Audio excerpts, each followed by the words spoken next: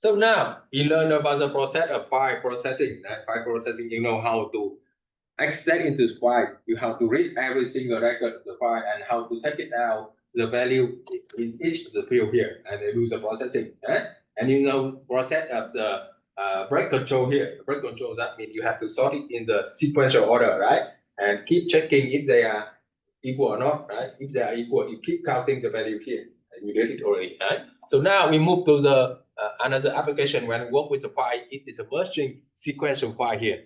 So the merging file here, you can combine two or more files while maintaining the sequential order of the record. So remember, if you want to merging the file here, the key concept is that both of them, they must be sorted in the specific order, sequential order, right? It can be the first name or last name or a customer ID or so on here. But for sure, they have to be same format. They have to be the same format. And they also have to be in the sequential order here, right? So think about, you have the file of the current employee in the ID number order and the file of newly hired employee also in the ID number, right? Make sure they have to be the same format and the same order of specific field here, right? Okay. And think about a file of the part manufacturer in the north side factory and in the others in the south side here. Alright, so the two conditions when required for the merging file here, each file has the same record layout, that means format, right? And the sort is the same order based on the same field. Okay. Think about this one here. Think about I have two files, right? On the left, this one here, I have two files. That is the file I stored in the East Coast file, and that's the file I stored in the West Coast file here, right? And for each of them, right? So see, you have the name and you have a balance here, a name and balance here, and they are sorted in the name order here, right? You see A, B, D, and so on here. And for the West Coast side here, also I sorted in the name order here, right? So now I have to merge two files together. So again, when I merge two files together, I have to put them in the name order, right? So see, I read it. Now, give me some logic here, how we merge it. You have to read each of them, right? You have to read each of them, and you have to compare them together. Think about this one. I read the first one here. Think about this one. I read the first one. I read the first one of them, right? So what is it? I compare the name to name here. And I have to sort it in the order, right? So I know that A less than C here. So I have to put A first, right? So now after that, I put able here, right? And I have 1,000 here. So what's the next action? What do you think? What's the next action I have to do? I read it. First here, I compare them together. A less than C, I put A here. So what is the next action? What do you think? What's the next action I do? Compare what? Yeah. That's why you have to read for the next record of this one here, right? You have to read the next record of this one and you compare to the record you are working on this file, right? So again, B less than here, right? So I have B here, brown here. I put it here, 50,000 here, right? So now, when I write this one here, again, I have to read the next record of this one. I don't do anything with this one. I keep the same, right? So now again I compare B here greater than C, right? So I have put a chain here. I have to put a chain here at 2,000 here, right? And now what action? I have to read this one, right? That's the process.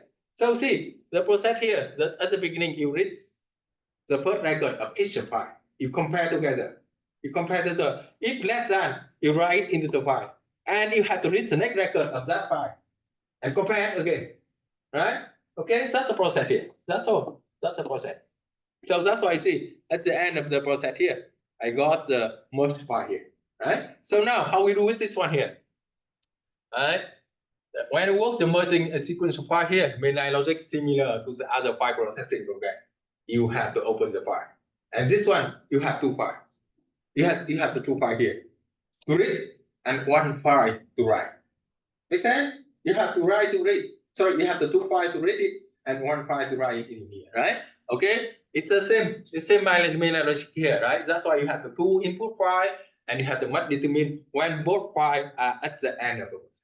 Okay, so I forgot to mention here. So when you stop it, when you stop the process, when both of the files will go to the end of the file, you only stop when both of them Not only one of them, right? Okay, you only stop when both of them go to the end of file. Okay, so right, so we have the two input file, and you have to determine when the both file are at the end of file or not, right? That's why you have to define a flag here. You have to define a flag variable to indicate that both file reach to the end of file. If not, you keep doing it. If not, you keep doing it. Remember that you only stop when both of the file come to an end. Right? Okay, and you have to must define the two input file because you have two input. You have two files to read it, right? And also read one record here from each input file one by one and compare to each other here, right? Okay. So now for this one here.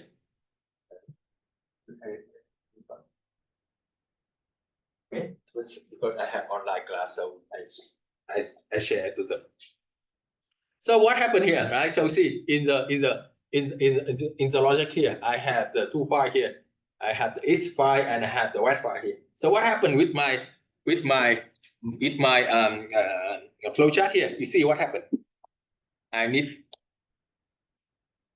two identifier for reading process. That's why I have the input file here, right? I have two files to read it. This is the first one. This is the second one. I need to write them into the new file. That's why I have the output file here. That is the identifier here. Right? And remember that later on you have to associate this one to the is file. You have to associate this one to the web file, and you have to associate this one to the merge file here. Make sense? Okay. Now see, I have the is name, I have the is balance, I have the west name, I have west balance here, I have n name is ZZZ here, and both at end here at the beginning. I said that no, because it's not at end of both of the file here. I keep doing it if the both at end is no here. I only stop when both of them at the end here, right? So I have to maintain the flag here. I remember that I have to maintain the flag here. So now what's next here, right? See what I do is a get ready here. Right? So basically this one this is a process of I'm working with the flowchart, and this one with the pseudocode here, right? So I work with the modular structure here. I work with modular structure. I have get ready, I have merge record, and I have the finish up here, right? And you see in the pseudocode here, I have get ready, I have merge record, and I have finish up here, right? So now let's see what I do in the get ready here. So what's the get ready? Get ready, what do you think? What I do is to get ready. You have to open the file here, right? You have to open the file here. That's why I have to open the file. It's here. I have to open the file. Quest here, and also I have to open the file. Merge here. I get ready to write into the file, right? So now, what is it? You know that? I open it. That is a step. I read the record, right? The first record. This is a step. I read first record in the web here, right? And you see, that is step here. I check if both of the files come to an end or not. Because that is the condition here. I keep doing it if not they are not at the end of the file. Both of them are not at the end of the file here, right? Okay, and I only stop when I read to the end of the file, both of them. Not only one of them. Make sense? Okay, so now see, I read the is here. I read the what here and I check the end here. Now, that is a process you call the module from another module. Make sense? Yeah. So see, in the case get ready here, you call for it. You call for request. You call for check end here. You know that when you call, you have to define them somewhere. You have to define them somewhere, right? So now see what I do with the read is here. I read it. This is a process. I read the record. Right? This is the process. I read one record from the file. From each file here. But remember, right after I read it, I have to check if this is the end of the file or not. Make sense? And the same for the web also. I read one record here, and right after I read it, I have to check here it's the end of the file or not. Okay? And when I go with the check end here, where is the check end? Yeah, check end here. What is check end? Check end is only yes when both of the file they are yes here. at the end of the file here, right? That's why you see I work with the net decision here. The first one, yes or not? The second one, yes or not? And only 2 yes here. Only 2 yes here. They are at the end of the file. One of them is not. One of them is not. The only end of the file here, both of the end here, only both of them end the file here. Make sense? Okay, so that's the process here. See that process here, right? What's the get ready? Actually, get ready that means I read the first record of the east, I read the first record of the west, and again I have to check they are end of the file or not. Alright, okay, so now I do with the get ready here. So when I go back to this one, the whole process here is a get ready. You see? And now see what happened here. If they are not, right, if both of them they are not end of the file here, I call for the merge record here. So now let's see what did I do with the merge record here, right? So come to the slide here and you can see what I do with the merge record here. What I do with the merge record here. Okay, so now yeah, that is a pseudocode. That is a flowchart here, right? That is a flowchart for the get ready, and that is a pseudocode for get ready here. Now, what do I do with the merge record here? Right, see this one, merge record here. See, I keep doing it. If both of them is not at the end here, I call for the merge record here. Right? So when I call for merge record here, I have to divide here. That's the process I divide here. I see. Every time I compare them together. Right? For each of the record in the east and one record in the east and one record in the west here, I have to compare them together. Right? So if it's here less than, what I do, I have to store, I have to write it into the new file. Less than, anything is less than, I store it. So that's why I see, if it's here less than what, I store it here. So when I store it into the new file here, what's the next action? I have to read the next record of what or is? Is, because I restore record of the is in the file, right? And now if I want to move on, I have to read the next record of the is here. Make sense? Okay, so see for this one here, right? See what happened here. I read the first one. Sorry, I read the first one. I compare them together. A less than C. A less than C, right? That means it's less than what here. So what is it? I store able here. Able here. Into this one, I store 100 here. Now when I done this one, I have to read next record. Right? I have to read next record of the is here. That's why I read the it here. Right? But in the case now here, I have to write the wet into the file. I read the next record of the wet here. But remember, after that, I always have to check here if both of them come to an end or not. That's the condition I keep doing the loop here. Right? That's why at the end of any body of the loop here, you always have to check it again and again and again. Otherwise, if you do not check it, you do it forever. Make sense? Okay, that's why at the end here, you have to check it at the end. Check end here. All right, so you can see that both of them here. All right, so see, after I do it here, I finish up, I close the file, and close the file. I have 3 files here. 2 for reading, 1 for writing. Make sense? Okay, so that's why here, I see, I have the merge record here, I compare it here. That's what I work with the pseudocode here. If less than, I store the is here, I read the next record. If not, I store the west here, I read the next record of the west. And you see, at the end of the body of the loop here, you always have to check if both of them come to one end or not. And you keep doing it, keep doing it here. Okay? That's the case. Any question for this one? The logic is quite simple here. Right? The logic is quite simple, and I believe that if you see in the slide, in the flowchart and the pseudocode here, it's quite straightforward here. Okay? So see, that's the way, right? I first read the first record here, and I compare able less than C because A less than C. I store able here, right? And I read the next one here, right? The first record, I see, I read the first record. I read the first record here, and I compare A less than, right? That's why I store A into the merge file here, and I keep doing it, and keep doing the process here, so on.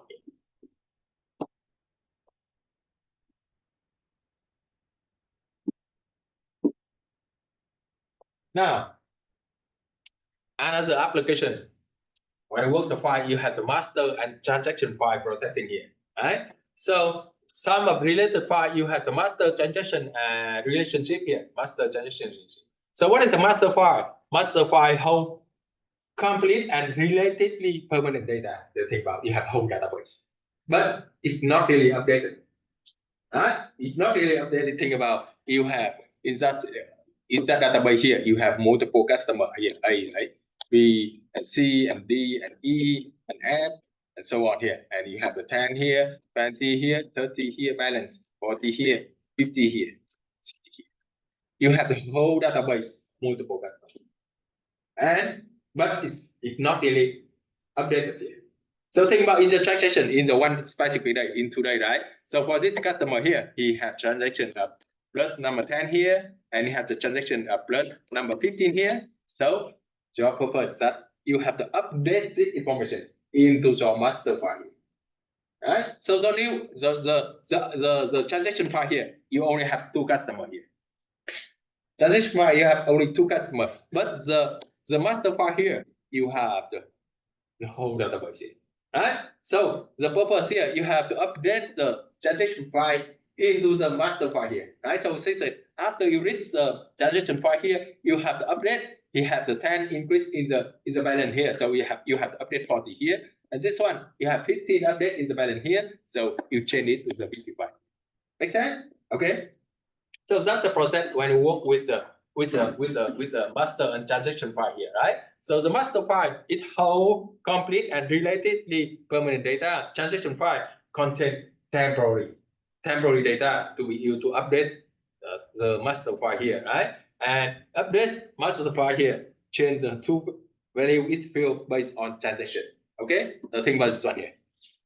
You have the multiple example, right? A library maintain a master file of all of the customer here, right? And a transaction file with information about each book of the other item checkout on specific day. And after that, you have to update into the whole database here, right? Okay. Or you have the college maintain a master file of all student and transaction file for each course registration here, right? You have many examples for this one. Okay, so in the case of updating here, right, you have to change information in the master file, and you have to copy the master file and change new version. Right, so basically, what for in the case you work the master transaction file here, what do you think? How many files you need? You working that? How many files? 3, right? You have the master file, right? You have transaction file, and you have updated master file. Make sense? Okay. So for the master file and transition file, it is reading process, and the update master file is the writing process. Okay. So think about this one here. I think about this one here. I have Think about I have the 2 file here. This one is a master file. Master file, and this one is the transaction file. Transaction file. Okay, and transaction file, and I keep track of the customer number here. I keep track of customer number here. Right? So in the master file, I have the multiple customer here. 1, 2, 3, 4, 5, 6, 7, 8, 9, 10. And in the case of transaction file here, not all of them, right? Not all of the customers they have transaction for today. Only specific customer with number 2, number 3, and number 6, number 8. But again, if you want to work with the transaction and master and transaction file here, make sure that they also have to be in the sequence order. Right? And this one, it is a customer number order here. Customer number order here and customer number order here. Make sense? Okay. So you think about this one here. At the beginning, right? I have the master file here. Right? I have the master file. Sorry. This one. I have the master file here, and I have multiple customer here, and I sort it in the sequence order of the customer number, and I have the customer name, and I have the balance here. I have the balance here. Okay, and for today, for that specific day here, I have some transaction with some specific customer here. Think about for the customer number 2 here, he has the balance increased by 200 here. Customer number 3 here, I have increased by 150 here, and so on. And now, my purpose is that I have to update it is a new file here, right? So you know that for sure here. Number one, what do? Nothing. I just read it and update here because I don't have any transaction with number one here, right? So basically I just copy it here and I paste it here. Now number two, what I have to do? You have to update 1000 here and you have to 200 here, right? So I have to put one here is the same, right? I here 1000. Number two, we have some transaction here, right? That's why I have to be here. I add them up together, right? So I have 1200 here. Number three, again, right? So number three here, he had the balance increased by 150 here. So I have to put number three here. See here, I add them up together, right? So I have this one here, right? Number four, no transaction. I keep the same, right? So that process here. Okay, so now, what do you think? How I do the logic for this one? Tell me, what is the logic you should do for this one?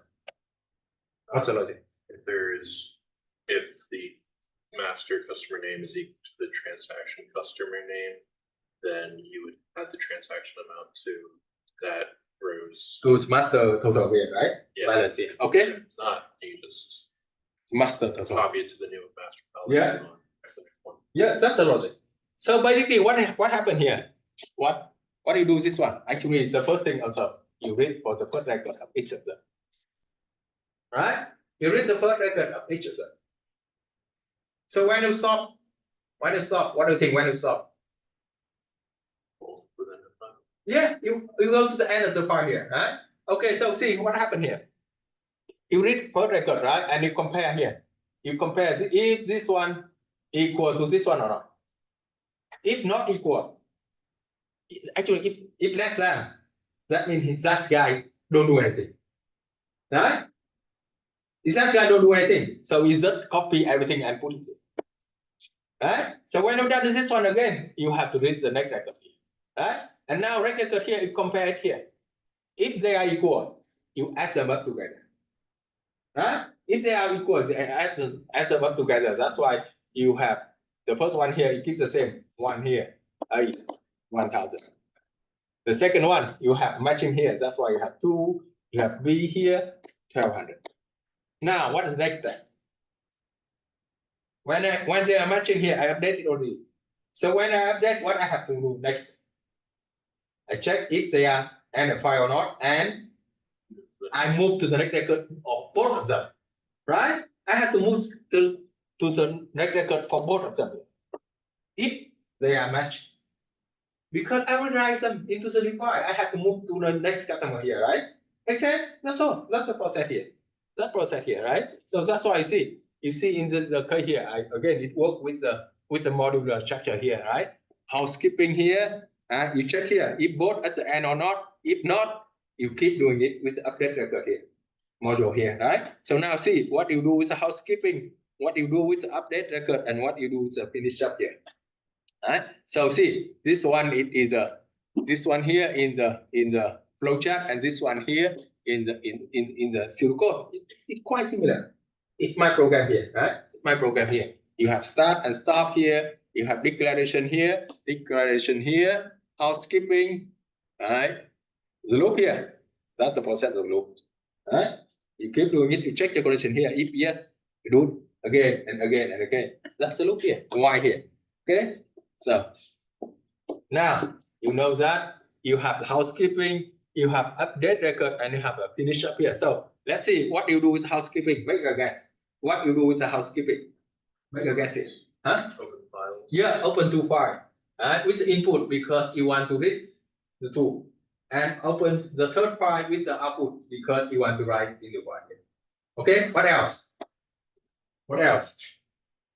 The first record from both. Yeah, you read the first record of both of them. And what else? You check if they are in a file or not. Right? Remember that it's the same. It's the same with the last one here. The same here, right? What's the first one? Yeah, why? Right? So see, you read, you check it. That's all. The process is quite the same, right? You read the first record, you put the first record of each of them, and you check if both of them come to an end or not. Right? Okay. So for this one also, see. Now for the next one, you see what happened here. All right. Now you see exactly the same. Right? So what happened here? I have to open it. All right. Sorry, where? Yeah. All right. So what happened here? Right. So it's a housekeeping here. It's a housekeeping. I open the file. Right. I open the file. I open the file. No, let's see. I don't know why they put it here. It must be somewhere. Yes, this one only. Right. This one. You have to identify. Sorry, you have to define for the file identifier. Right. File identifier. Input here. That means you read it. Right? And output here, that is updated file. You write it. Right? Okay. And now when you work with the housekeeping here, right? You open the file. You open the file and associate the file. Open the file and associate the file. Open the file and associate the file. Now read the first record of each of them. Right? Read master, read transaction here, and check if they are both of them. They are in the file. Right? Okay. And now this one here, right? So what you do is read master here. Read master, right? That's the process. You read the first record here, right? And right after you read any record, right after you read any record, you have to check it here. It is end of the file or not, right? It's the end of the file or not here, right? So if yes, you set the master customer here and num here, right? Okay. And again for the read transaction here, you read the first record of this one, and right after you read any record here, you have to check it here. It's end or not, right? So what happened here? What is it? You only come to the end here. Only this one is yes, and this one is yes here. Make sense? You only stop the process when both of the file you come to an end here. Make sense? Okay, that's all. That's process here. Okay, so now you read it already, right? You see, come back to this one. You have housekeeping here. Actually, housekeeping that means you open 3 files, 2 for reading, 1 for writing, right? And in the housekeeping, you read the first record of the master. You read the first record of the transaction, and you check if both of them come to an end or not. Okay. So that is how. Yeah, check end here, right? Both of end here. Now, so what is it? What do we do with the serial code here? The same process here, right? So now, what you do in the case you update the record here. In the case you update record here, right? So see, you read the first record, right? You read the first record from the master, read the first record from the transaction here. You do the comparison process, right? You do the comparison here. If they are matching, what happened? I mentioned already. If they are matching, what happened? You add them, right? You add the balance here. You write it into the new file, and yeah, you move on next record of both of them. If they are matched, right? You move on to make record of both of them. That's why you see what it is here. What happened is it here. You add it to the master total. You update the balance, right? You see what happened here. You write into the new file. And what happened here? You read both of them. Remember that when they are matching, you read both of them because you want to move on to that record for both of them. Okay? Now what happened here? If in that case here, transaction customer here greater than, I think about transaction customer here, right? Transaction customer here greater than number 1. What do you do? What do you do? In the case you read first here and first here, and you see the transaction here greater than master here. What do you do? You move on to the next record of the master file. Make sense? Okay, that's also I see. What happened here in that case, right? You don't change anything. This one here, you update it, but this one you don't change anything, right?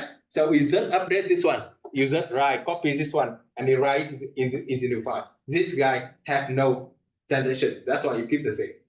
Right? So right after you write in the file here, you read the next record for the next record from the master file. Okay, make sense? Okay, so what happened with this one here? If the transaction customer number here, that means less than here. That in the case of no here, right? In that case, no master record for the transaction. What point? Now think about you have some mistake in the transaction here, right? So think about you have the transaction number 0 here. You see, I starting from 0 number 1 here. I have no customer with the customer number 0 here. So how can you I print it out, no master record, right? Make sense? Okay, that's okay. That's all. So basically, you see that process. You read the record for each of them. You compare them together. If match, you update the balance. When you update the balance, you move to the next record of both of them, right? Okay. If the transaction number here, right, greater than here, that means you have to move to the next record from the master. Okay, and remember, whatever it is, you only have to check end here. So that is the condition of the loop. If you do not have it, keep doing it forever. You got my point? Okay, that's all. That's it. That is again, that is in the flow chart, and this is a zero code. And you can see it follow exactly the same logic. Right? Same exactly the same logic here. Now see what happened here. I read the first one, right? I read the first one for master. I read the first one for the transaction here, and I compare them together, right? Transaction number 2 here greater than number 1. That's why I just write the number 1 here. I just write number 1 here, and I move to the next transaction as the master, right? So on the process here. And of course, when you finish it, you have to close 3 files here, right? 1 for master, 1 for transaction file, and 1 for updated file here. Okay, that's all. So basically, all the process here, all the process you did it so far, right? All the process you did it so far, it work in the sequential order. It always put it in the sequential order, right? But sometimes also you work in the random file also, right? You see, in the case of random files, that means you can jump up to any record you want. It's not only on in the sequential order, right? Think about this one here. You accept the target in record and sequential here, but somehow some of them algorithm here you can randomly accept to anyone. Okay, you do not have to follow the process here. Okay, so I have some of the I don't know if it include in the textbook or not, but I don't think so. So I have some of the slide here to give you some of very basic information when you work with the file in the Python, because we learn a little bit Python in this class, right? So when you work with the text file and the format here, you can using the text editor, that notepad here, right? And for the text edit here, and also you can create the view and save data in the text file. And all data output or output from the text files must be string. Remember, if you want to work with the text file in the format here, they must be in the format of string. So what happens if you want to write the number into the file? You have to convert it into string format, right? And you know what is the function you want to convert it to the string format? str, right? So think about here. If I want to write the number 5 here into the text file, for sure I have to convert it with the string function. Right? Number 5 here, it is a number. But if I convert in string format, that means. Make sense? Okay. So if you want to write, remember that if you want to write anything in the text file in the Python here, you have to, everything must be in the string format. And if the number here, you have to convert in string format before you write in the file. Okay. Okay, so here's a profile in the Python here, right? That's very simple. You do the process here. You can think about app here. Right? You can think about the app here. It is a case of the file identifier. Right? So what's it? It is a keyword open here, and you have the my file here, and W here. That's the process of writing into the file. Right? It's writing into the file here. So what happened here? If the file not exit, it creates a new file. If the file already exit, it means override the file. That's all. It override the file. Okay? That's all. Right. So see, in the case of the Python here,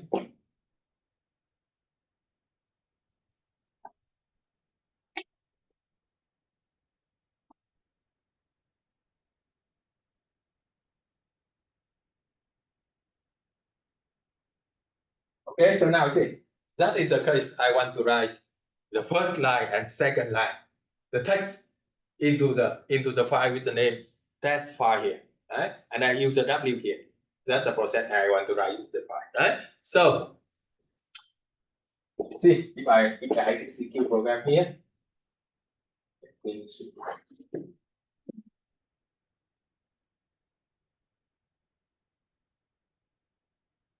should do better. I open.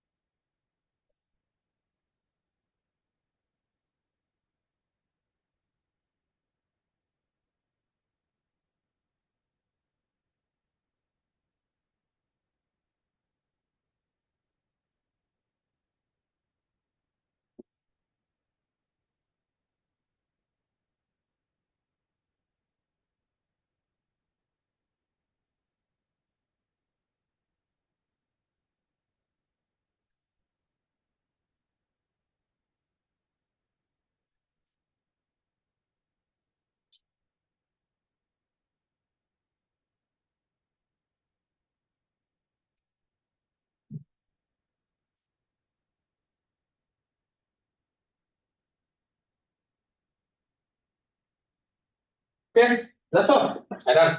I done program. I start in the third part here. So let's see. I'm not really sure what is the .txt here. It's got me somewhere. Or I think it's stored in the same folder here. What's the file name? Test here. Yes, this one, right? So it actually stored in the same folder. You have the option to change the folder here, but by default, it's stored in the same folder. So see, I just put the first line, the second line here. That's the process I write into the Python here, right? That's all right, Python. So by the default, right? Every time you write, you just put it in the one line. It's one line, right? So if you want to break it down into the line here, you have to do the character here. That means you go to the with the new line, right? Anyway, this one, right? So see for this one here, by the default, right? Yeah, I open the file here. If the file is not exit, yeah, that process, right? File object here, not here. I want the write method here. Expect a single string argument, single v, right? Single string argument here. And if you want to take the end with a new line, you must include the slash n here. That means you move to the new line. Okay. So in the case here, if I modify my program here, right? Actually this one, right? I put it here. I modify my program here and I put a slash n here. That means I want to move to the new line for the first one, right? So I run it again. Actually, I have to close this one first.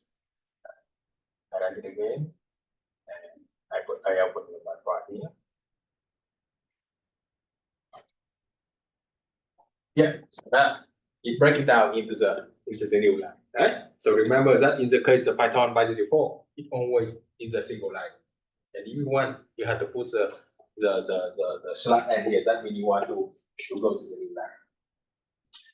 Now, think about this one here. I have the sum of the example here, right? So think about if I want to print it out for the first line, second line, and third line, and so on here, how I do it? 1, 2, 3, 4, 5, 6, 7, 8, like that. You see that process I work the loop, right? You know that whenever something repeated again and again and again, you use the loop here. Of course, you can do it manually, right? The first line, the second line, you have to do it right. You have to write the code 10 times. But now, just do the loop for one time only, right? So see, I do it here. So counter in the range here. So counter, that means starting everything from 0 and call all over to the number 9, right? So each time here, if I want to write here, you see, if I want to write the number 1 here, I have to convert with string formatting. Otherwise, I have syntax error, right? I have to use with the string format here. All right, I convert this here. What's the counter? I have to counter number 1 here because you know that for the range function here, starting from the number 0, right? But I want to starting from number 1. That's why I have to increase number 1. So that's the process I start here. Okay.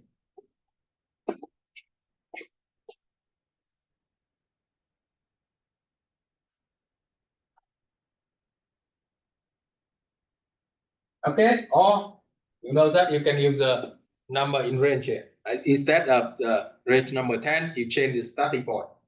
Number 1 and number 11. Remember, the range function never ever includes the last number. Right? So basically, this one, everything from number 1 to number 10. Make sense? Okay, you can do this one. You can do this one. And remember that here. If I want to print it as a number, remember, I always have to convert it into the string format. That's why I have the syntax error here. Make sense? Okay. And also, you close the file here.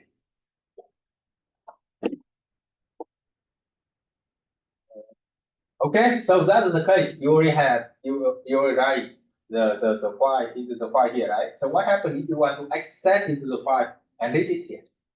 What happens if you want to access into the file? And sorry, one thing I forgot is here. One thing I forgot in the process when you read here right here. So basically, for the writing process also, you can change this one. Okay. You can change this one to A. So what's A? A is that means append. Right? So if you put the W here, it will override the override. Right? But if you put A here, that means you have the file, and if you write, it will add it to the existing file. Make sense? Okay. So what happens if you already have the file and you want to read it here? Right? What happens if you want to file and you want to read it here? You use the function read here. You want to use the function read here, right? So you can read the whole file at one time. You can read the whole file at one time, or you can read one by one here, right? So that's the process. You read the whole file here, right? You can read the whole file here. And if you want to read it line by line here, you have the function here for line in the app here, and you read it one by one, one by one, one by one. Okay.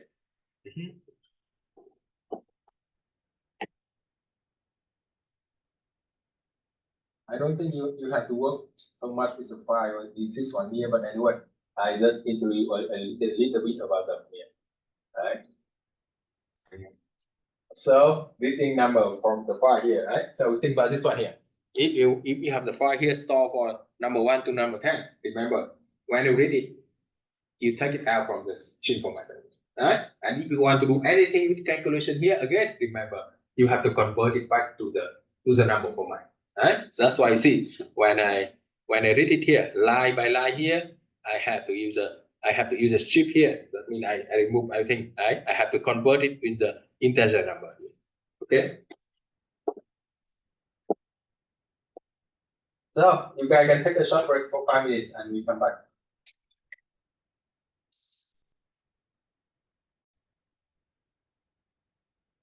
Okay, so now we move to the chapter number 8.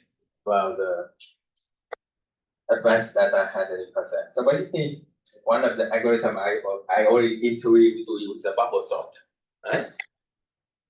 Anyway, let me go over it again so you can understand the logic more.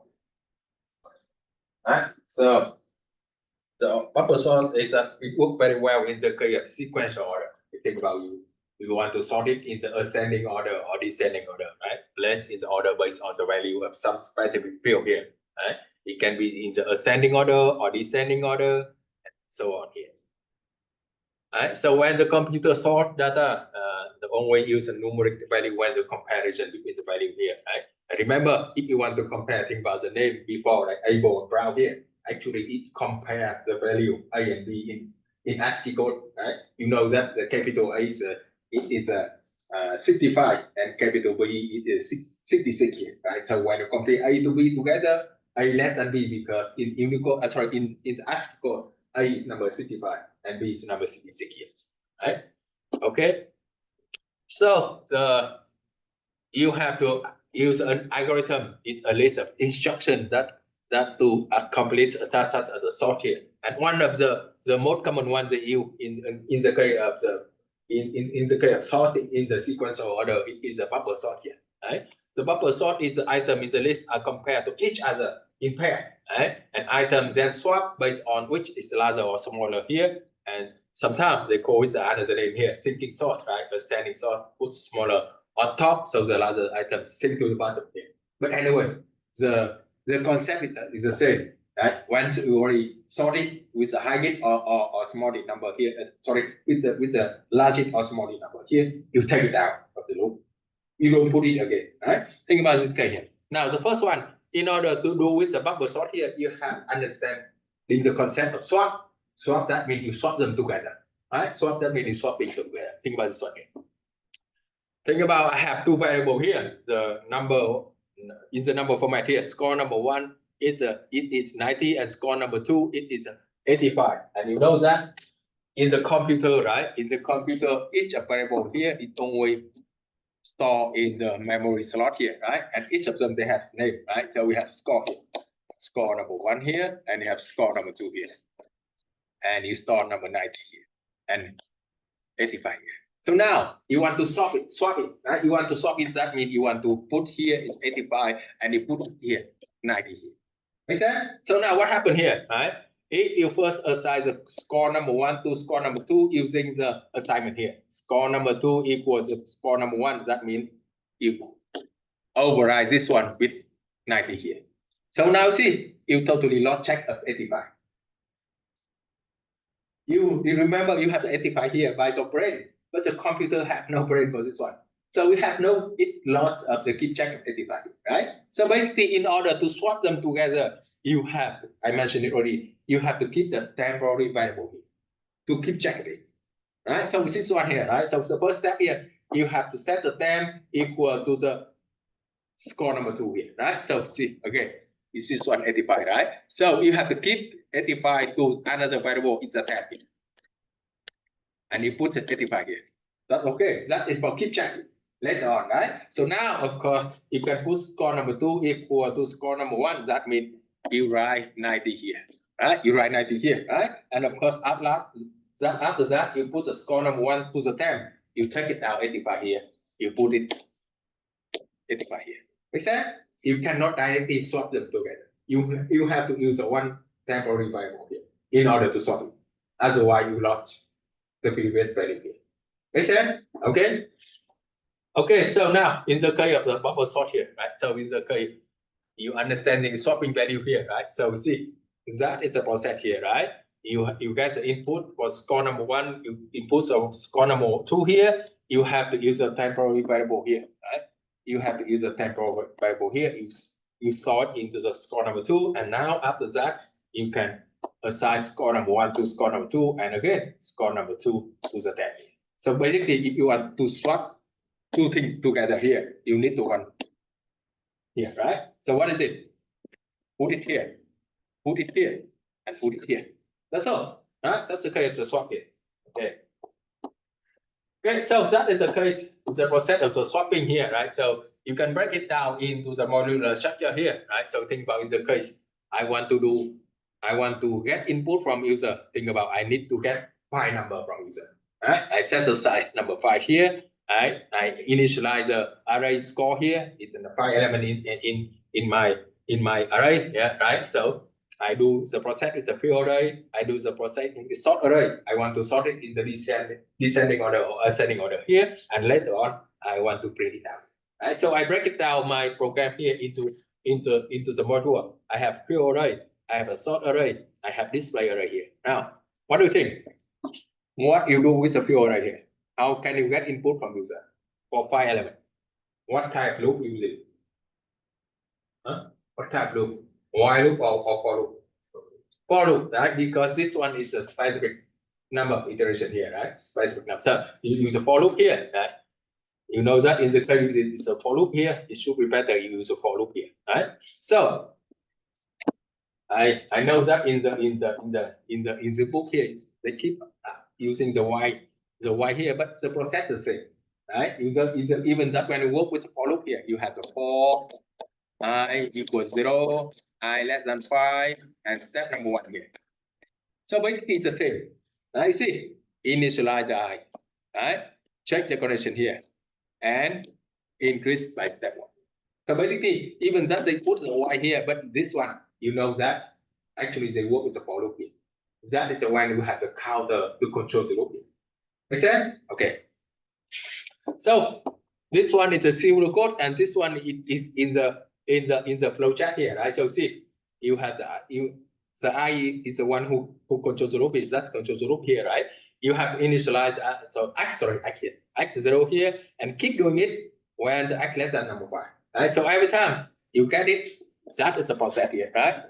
You store into the array here. That's the process you stored in the array. Right? That is the process you stored in the array here.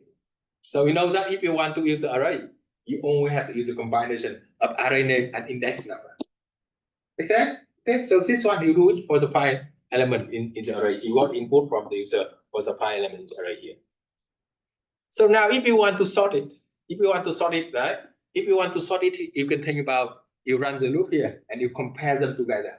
Right? So if you want to sort it in the case of the ascending order here, ascending order here, right? So we compare them together. If the number is less than, you sort them together. Make sense? If the number is less than, you sort them together. But this is not complete here. Let me tell you about this one.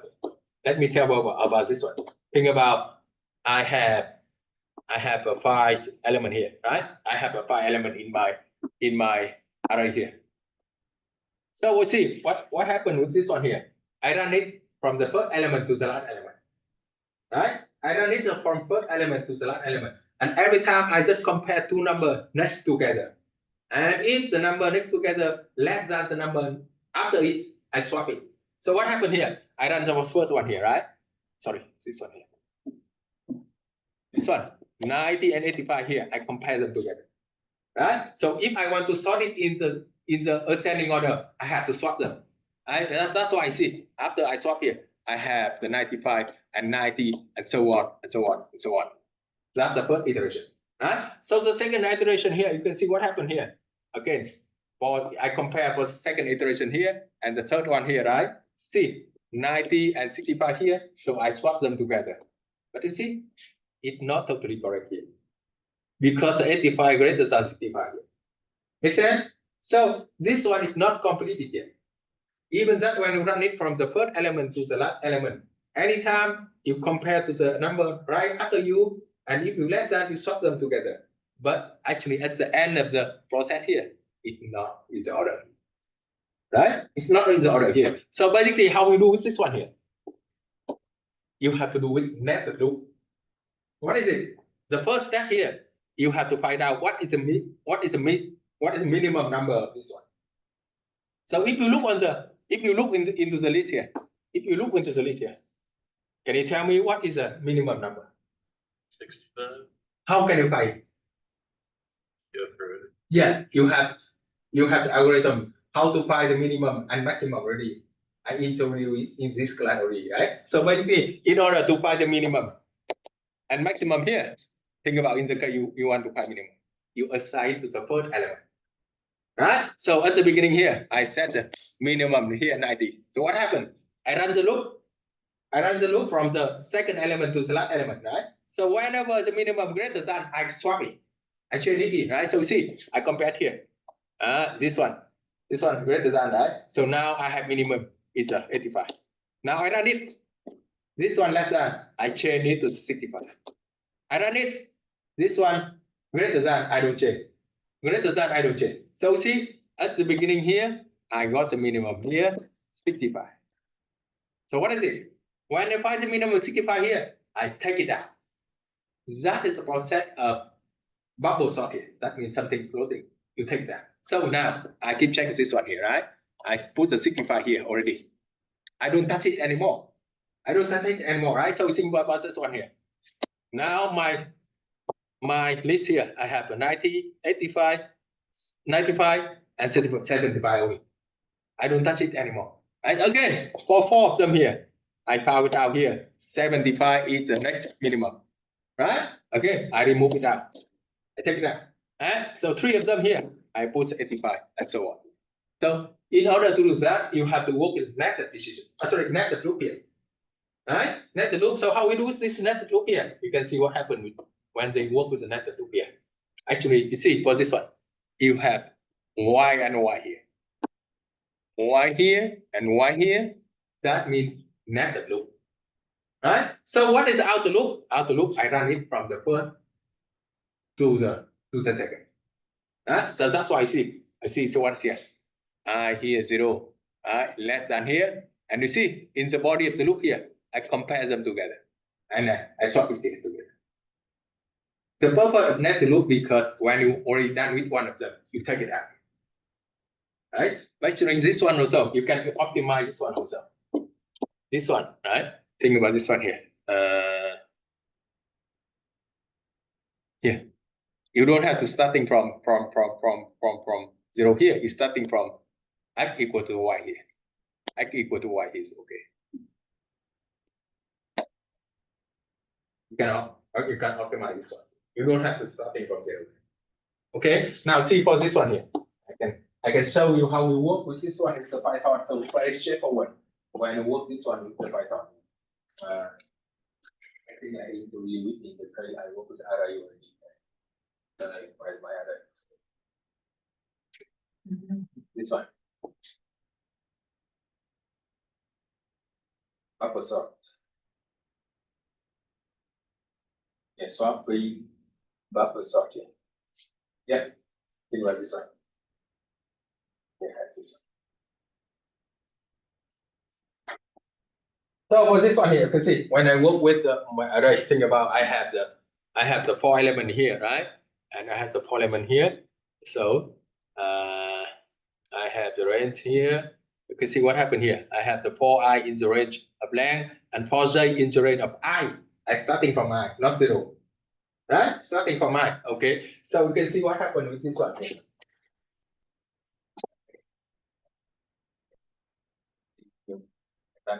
This one here, so we can see what happened.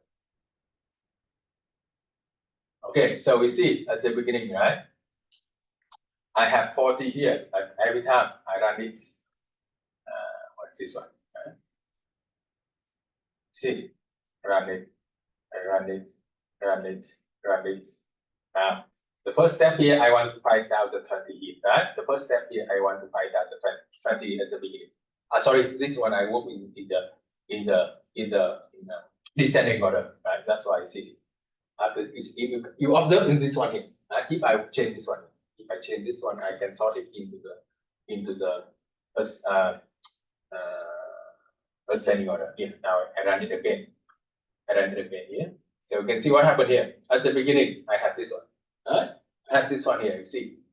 After that, run it. I run it. I had to find out 20 first, right? I had to find out the 20 first. Yeah. So now I keep this 20 here. So when I find the 20, I stop from there. That's why I move from the I here, not from 0. Make sense? Because the I now is in number 0. I stop from that one. I move on to the next one. I don't touch it anymore. Right? So after that here, you see, I have the 20 here. I don't touch any 20 anymore. Right? So when I move to the next one, and for the here, I got the 30 here, and so on.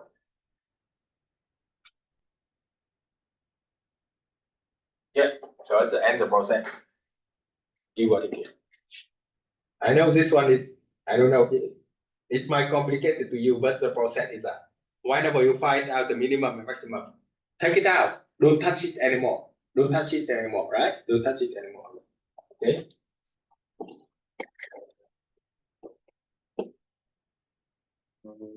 So I think one more thing you learn in this class here, or this week. This week here, we have definition about the function in the Python. Function in the Python, because we have one of the homework, we work with the function here. And let me tell you, I already told you already. For this Python here, you can generate it by ChatGPT. Right? I don't have to hide anything here. That's a new technology. Okay. But make sure that when you copy from ChatGPT here, you have understand the concept here. So that's why I recommend you first try by yourself first, right? And see if you can do it by yourself or not. And later on, you can work with the ChatGPT to see what goes wrong here. Don't just literally generate from the ChatGPT. I see that some of the students use it literally generated here, but you don't understand the concept here. It's not a good way you learn. You learn is that means you learn something. You got something here. Now, what is the function in the Python here? Let me give you some of them. I think they don't need to be here, but one that we think I can work with them.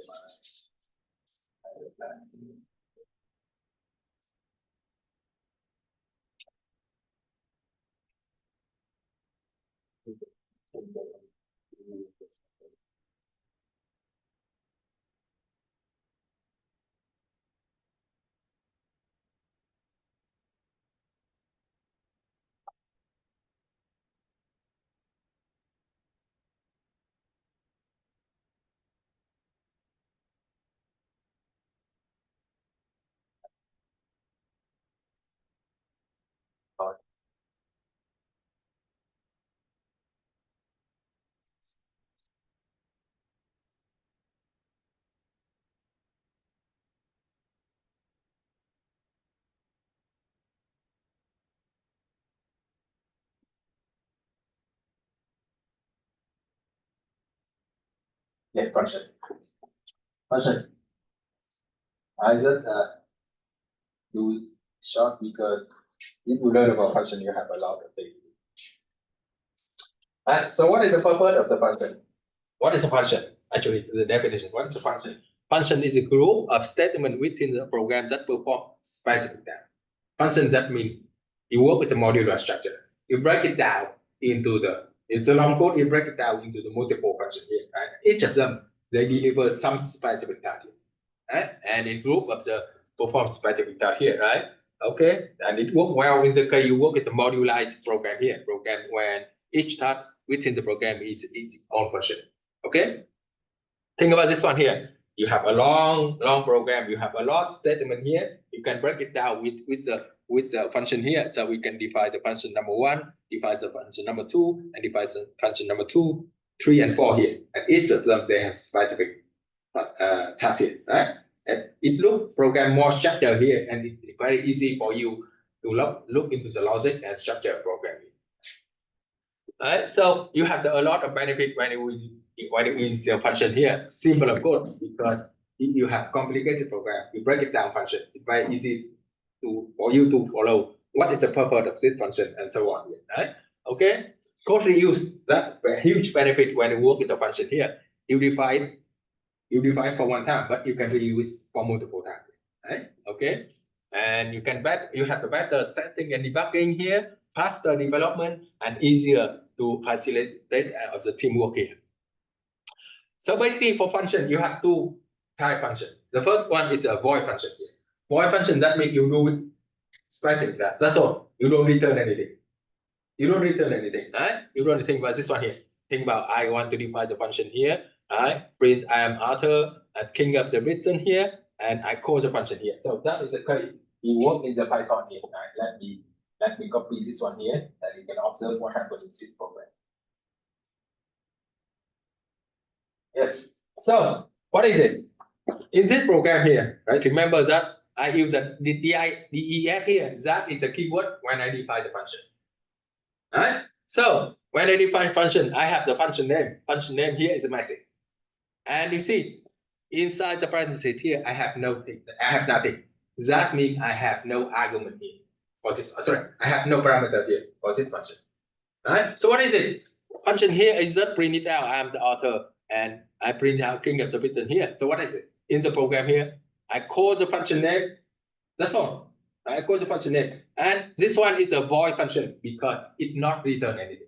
And later on, I explain it to you what is a return function later on. Now, see what happened here when I run my program here, right? When I run my program, yes, that's all. So when you execute this program in the Python here, remember when you execute the Python here in the program here, remember that basically the Python understands that you have to execute this one first. Right? So when you compose this one, actually you call to the function you define it. Okay. Now think about this one here. Think about I want to modify this one here. I want to modify my program here. I want to do it for 10 times here. Right? So think about this. 4. I do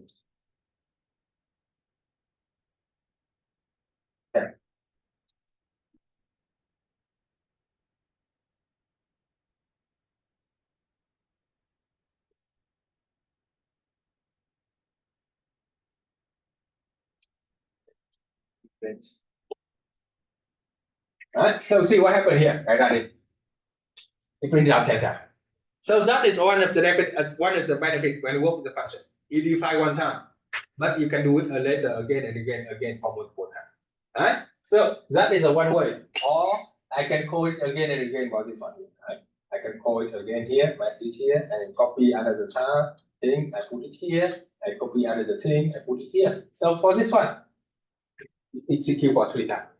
Right? So that's the benefit when you work the function. One of the benefits when you work the function. You define it one time, but you can do it later again and again. Right? Okay. So remember here, this one is a function that's a void function because you do not have return. You don't return anything. You don't return anything. You just execute some specific type, but not return anything. right? Okay, now you have another function. You have another type function. It is a return function here. Okay, that is a value a return function here, right? So basically, you have many in behavior function here. One of them is input. You know that input, that means you got something from user and you store into the variable here, right? Or you have the int here, float function. They are example of the value return function here. Right? Okay. So you have remember that when you define function, right? You have the sum of the specific rule here. It cannot use a keyword as a function name. Think about you cannot use the input, or sorry, you cannot use the input or print as a function name, right? And cannot contain space, and first character must be letter, and so on here. You have some specific here, right? And when you define the function, right? So remember that when you define the function, you use the keyword here. You use the keyword DIF here, DIF here, and function name, and some of the function you have the parameter here. Later on, I explain the concept of parameter and argument here. Okay. Yeah, you have the function header, block, and so on here. A call function here, you just call it, and sometimes you have the think about this one here, right? Think about this one here. In my program here, I define the function, right? I define the function here. I use the keyword here. That is a function name, right? And in the body of the function, I have some statement here. So whenever I want to call the function, I also call the name of the function here. And if I later on when I work with the parameter, I need to include some parameter here. Okay, that's all. That's what the function or the bar function here. Now, normally for any program in the Python, it should be better you work with the main function. So it's more structured here. So when you execute a program in the Python here, it only executes the main function first. It only calls the main function first. And from the main function, you can call another function. And from the another function, you can call another function and so on. That is a kind of hierarchy here. Make sense? Okay. So think about this one here in my program. In my program here, I define it here. Right? I define the main function here. Right? I print the function. What I have? Print. I call the function message here. I print it out goodbye here. So what is it? When I execute program, remember that when I execute my program, so Python only look at the main function first. So when it goes for main function here, it goes to this one, right? So we print it out. I have a message for you. And what happened? When it calls the message here, what happened? You know that you have to stop from here, right? And you have to jump to the function here. Message here, I print it now. I'm the author. I print out. I'm the fingerprint here, and later on say goodbye. Make sense? It was exactly the same concept when you work the pseudocode or flowchart here. Whenever you call any function, you stop from here. You jump to that function. You execute every statement inside the body of that function, and you return to the next statement of the program that call you. Make sense? Okay.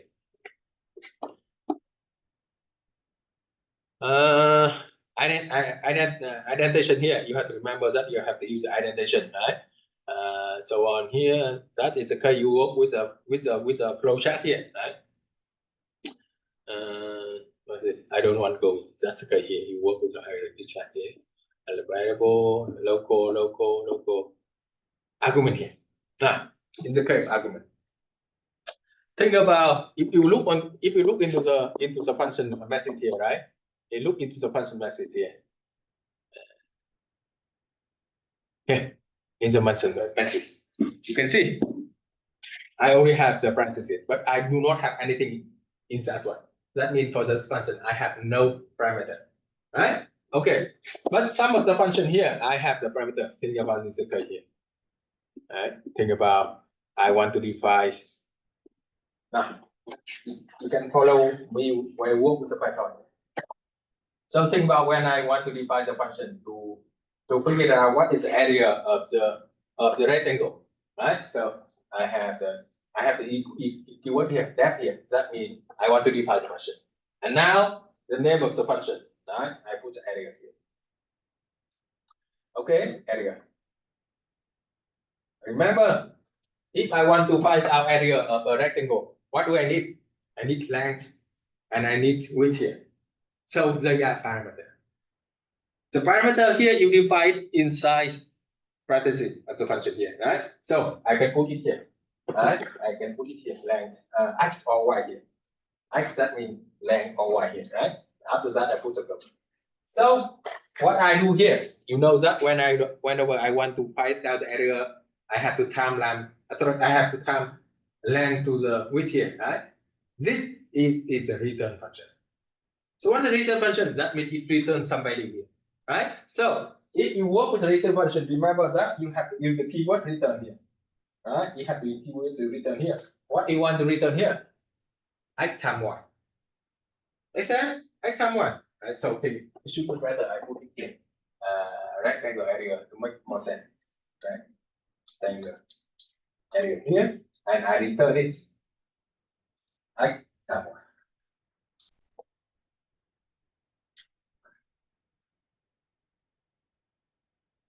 Okay, this is a function. I define the function. So whatever I read, I have the two parameters, X and Y, and it only return the multiplication of X and Y. Right? So later on here, if I call for the rectangle here, sorry, I put the rectangle here, right? Later on, when I call the rectangle here,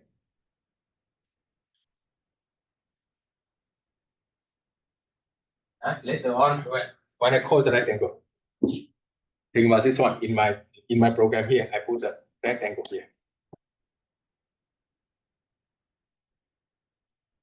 Number 10, number 5 here. So what is it? It brings out the value, right? So think about I want to bring here. Or this that I put. I define the main function. Okay, I define the main function. So in the main function, I want to get the length and the width from the user, right? So I have the length here. You know that whenever I want to get it, this must be in the number format, right? It's a number format here, so I have to convert it into a floating here. I got input and the length.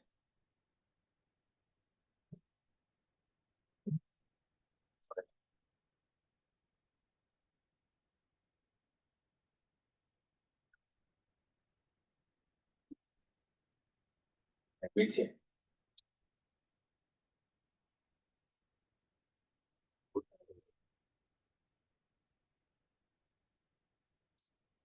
Now, in the main function here, I want to call for the function here, right? When I want to call here, I can put it area here equal to rectangle. I have to copy the same name here. Right? I have to copy the same name here, and I can put it.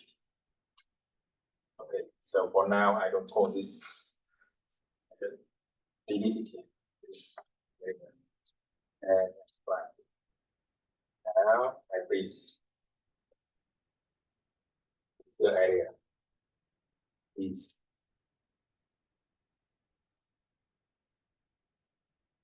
it's a program, right? I need to call the main function. Okay, this is very simple program. So if you look on this program here, what is it? When I execute my program, right? When I execute my program here, what should I do? I divide the main here, I divide the okay, so now you see what happened with my program here. When I execute program, remember that it only located in the main program, right? So it jump to the main function, And again, what's the main function? You have to look it up for the main function here. You call for the area here. You see, that's the process. You rectangle here. You call for the function. And what is it? In this function here, you have the number 10 here passing down to the x. You have the number 5 here passing down to the y. That's the process they call it the argument. Argument, that means you passing the value into the parameter. X and y here, they are parameter. Parameter when you use to define your function. Argument, that means you passing the value into the parameter of the function. You got it? Actually, the process is not same, right? Parameter, that means when you use to define the function. X and y here is a parameter. But when you're passing number 10 and number 5 here, they are argument. So what is it? when the area equal to that means you call for the rectangle area function here, and you passing number 10 as number 10 for x, passing number 5 for y, and you return 50 here. Right? So after this one step here, you have a 50 here, and you print it out the area, it's a 50 here. Is that? Okay, now you see when I run my program here. When I run my program here, you can see what I run my program here. Yeah, so see the area here, it is a 50 because it passing number 10 to x, passing number 5 to y, and times them together, you have to roll. This one is a return function. That's why you have to keyword return here. It returns something. And this one return x times y. That means return 10 times 5 here. And of course, I can change this one here, right? I can change this one to any number here. I can change this one to any number here, right? And this time here, I run it again, I have the 200 here. Okay, so I try to convert many things in the function here. You have the void function. Void function, you have no return. You just do something, that's all. But for the return function, you only return something here. Right? And you know the concept of the parameter. You know the concept of argument here. Parameter, when you define the function. And remember that parameter, you put it inside the parenthesis. Argument, that means you passing value to the parameter, right? And of course, you don't want to be the 10 or 20 here. You give the option to the end user. You can add the language here. That's okay. Right? Language here. That's okay here. Now see, here. Okay. So what happened is this one here. What do you think? What I put it here?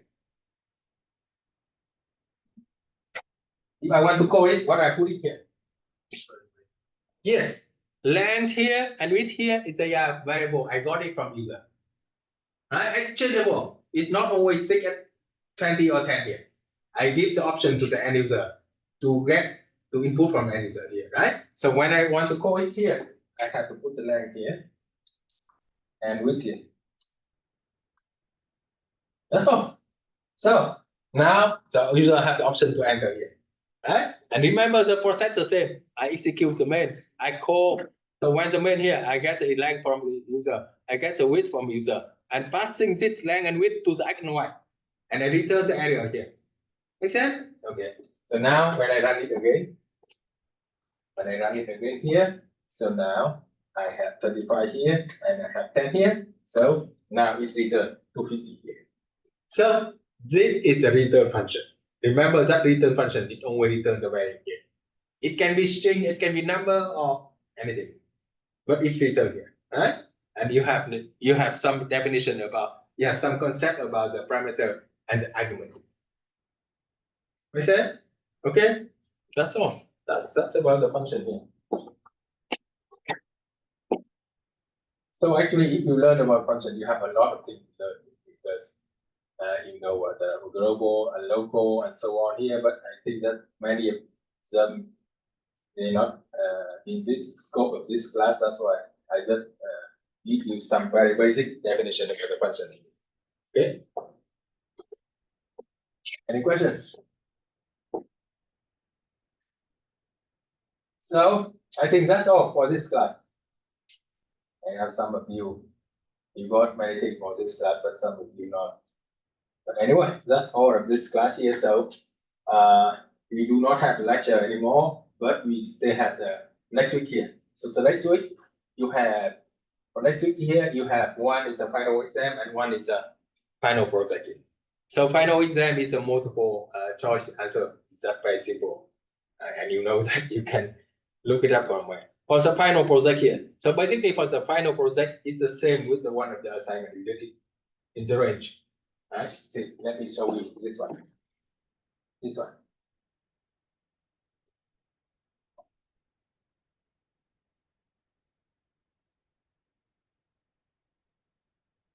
This one. It's quite the same. The process is quite the same. The same. But for this one, you only work with one customer. But for final project, you work with multiple customers. And you know that if you want to work with the multiple customer, what do you have to do? Look, right? You keep asking more for multiple customer here. Okay. So if you look into the if you look into the final project here, right? You have to design a flow chart here for multiple customer here. Remember, using the modular structure, you break it down into the modular, right? Using the input validation, you learned it already, right? Think about whenever user enter the number of order negative, you forcing him do it again. So how we do it? How we work with the input validation? You learned it already. How? What kind of technique you use here? Look, right? Think about if he enters a negative number here, you check if less than 5. Do it again. Less than 0. Do it again. Less than 0. Do it again. Do it again. Do it again until he enters the positive number. I think what is on here, right? If I write the program in the Python here, right?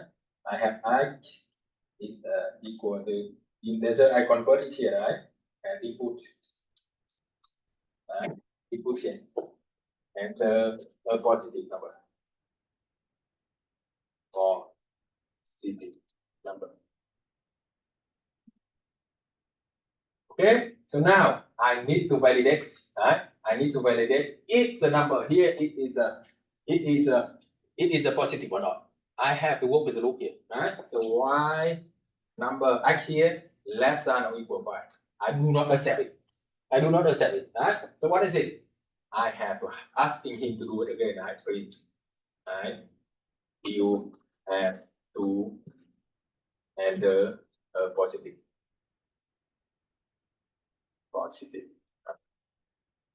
And of course, after that, what is the next action? That's crude, but Yeah, you need to get new input here, right? You need to get new input here, right? So that's why you have to copy it here. You paste it here, right? And the positive number. Okay, so at the end of the process here, you can read it down, right? Print the positive number is okay. Right? So see, when I run my program here, right? So what's it? If I enter negative 4, no, you have to enter, right? Negative 10, no, right? Negative 15, no. Keep asking you until you enter any number, right? Greater than 0 here. Make sense? And this one also, you can do it in the flowchart and pseudocode the same process. You get the input from user, you check the loop. You have to look here to check if less than 0. Do it again and again and again. Is that okay? That's the first thing you work with the input validation here. So I believe it in the module number 5. You learn it in the module number 5 really. Let me open the module number 5.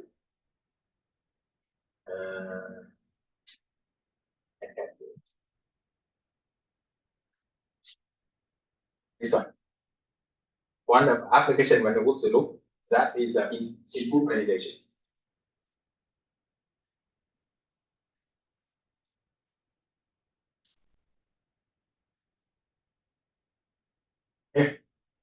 You use the accumulator here and what? Input validation. Input validation here. So see, input a number, make sure it's greater than 0. Check if greater than 0 or not. If not, do it again, and do it again. Make sense? That's all.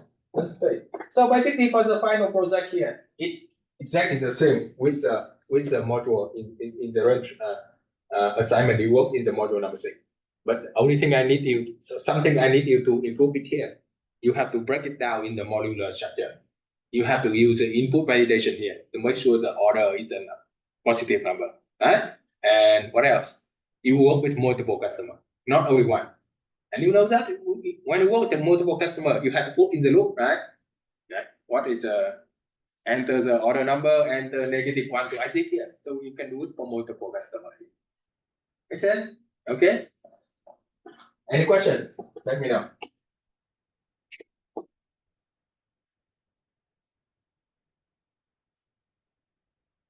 So for this week, you have something for this week here, right? The second one is the merging file here. The merging file, honestly, if you if you look into the slide, you can do exactly the same process. You have two files in the sequential order. Read, user read it, compare them together, and write it into file here. Okay, this one, if you open the slide here, which one? This one, merging file.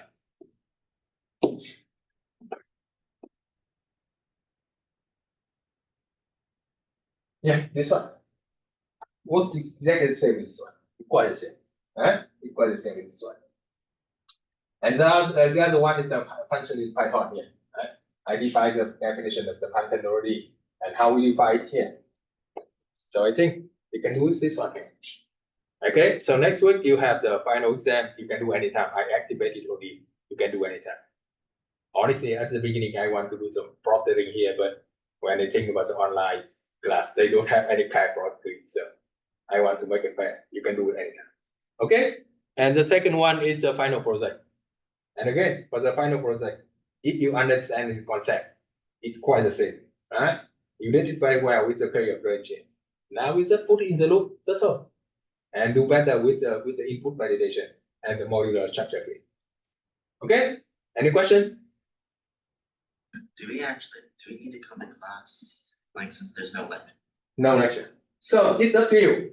I will be on the Zoom meeting here. If you need any help from me, you can do it. Or if you want, I will be here on the class on next week. Just let me know.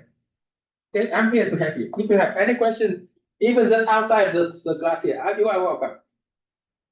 You can join my office hour, even that not in my office hour. You can have any question to me. Or I can set it up to a meeting to help you here.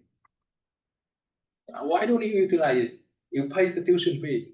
You have the instructor here. If you have anything you're not here, come to me. I don't know why many of you keep passively in this class. I don't honestly, I just value anyone understand concept well. So he is even not on time on this class, but he's a good student. He learns logic very well. That's cool.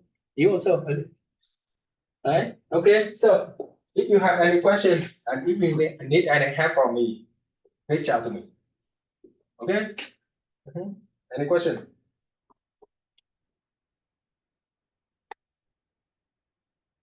Any question from you guys? Let me know.